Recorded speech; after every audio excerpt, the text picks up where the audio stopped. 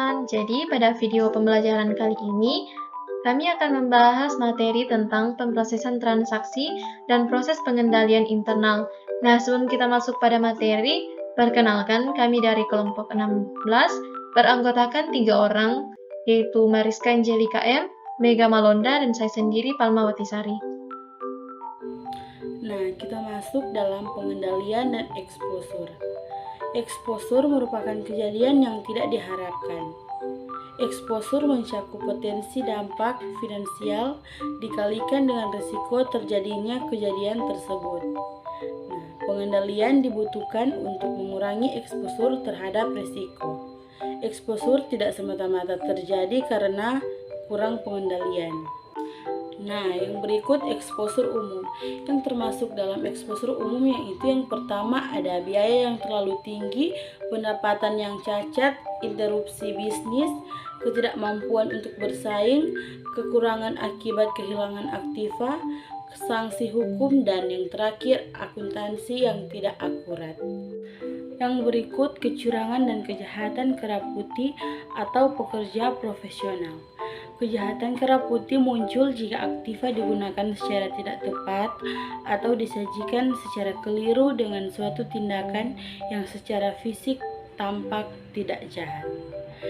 Nah, ada 3 bentuk kecurangan kejahatan kera putih.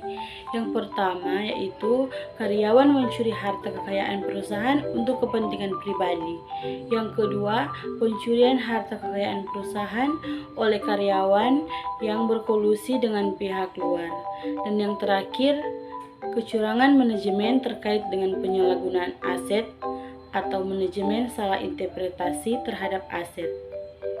Yang berikut pemrosesan komputer dan exposure. Nah, sebagian aspek dari pemrosesan komputer meningkat risiko atau potensi kerugian dalam organisasi, tidak peduli apakah pemrosesan komputer digunakan di perusahaan ataupun tidak. Aspek lain dari pemrosesan komputer memicu lahirnya exposure baru.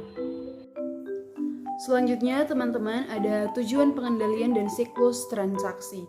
Yang pertama ada siklus pendapatan, yaitu kejadian yang terkait dengan distribusi barang dan jasa ke entitas lain dan penagihan atas pembayaran yang terkait dengan distribusi barang dan jasa. Next ada siklus pengeluaran. Siklus pengeluaran merupakan kejadian yang terkait dengan akuisisi barang dan jasa dari entitas lain dan pelunasan kewajiban terkait dengan akuisisi tersebut. Selanjutnya yang ketiga ada siklus produksi, yaitu kejadian yang terkait dengan transformasi bahan baku yaitu barang dan jasa. Yang terakhir ada siklus keuangan, yaitu kejadian yang terkait dengan akuisisi dan pengelolaan dan modal termasuk kas. Slide berikutnya ada pengendalian internal. Pengendalian internal ini adalah proses yang dirancang untuk memberikan jaminan tercapainya tujuan yang berkaitan dengan efektivitas dan efisiensi operasi, reliabilitas pelaporan keuangan, dan kepatuhan pada peraturan yang berlaku. Next ada komponen pengendalian internal. Komponen-komponen ini terbagi atas 4 komponen, yaitu yang pertama ada pemantauan lingkungan pengendalian, yang kedua ada penilaian risiko, yang ketiga ada pengawasan, dan yang terakhir ada informasi dan komunikasi. Teman-teman, berikut ini adalah prinsip-prinsip pengendalian internal. Ada 6 prinsip pengendalian internal secara umum. Yang pertama ada establishment of responsibility atau pembentukan tanggung jawab. Selanjutnya ada segregation of duties atau pemisahan tugas. Selanjutnya ada documentation procedures atau prosedur dokumentasi.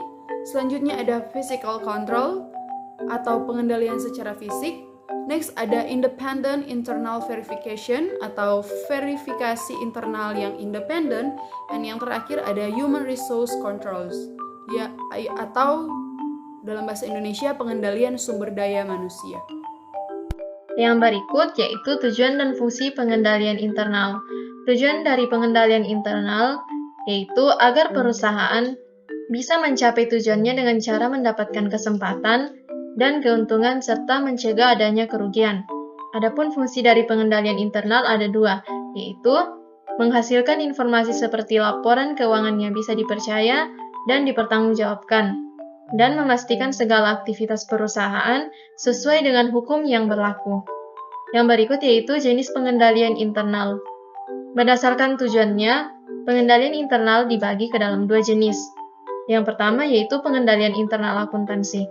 Yang dikendalikan dalam pengendalian internal akuntansi meliputi kendala data, persetujuan, pemisahan fungsi operasional, pencatatan, pengawasan, serta pengawasan aset perusahaan. Yang kedua yaitu pengendalian internal administrasi. Dalam pengendaliannya, internal administrasi mengurus beberapa hal meliputi efisiensi usaha, analisis risiko, kebijakan direksi, manajemen sumber daya, dan pengendalian mutu. Sekian penjelasan materi dari kelompok kami. Mohon maaf apabila ada kekurangan. Sekian dan terima kasih.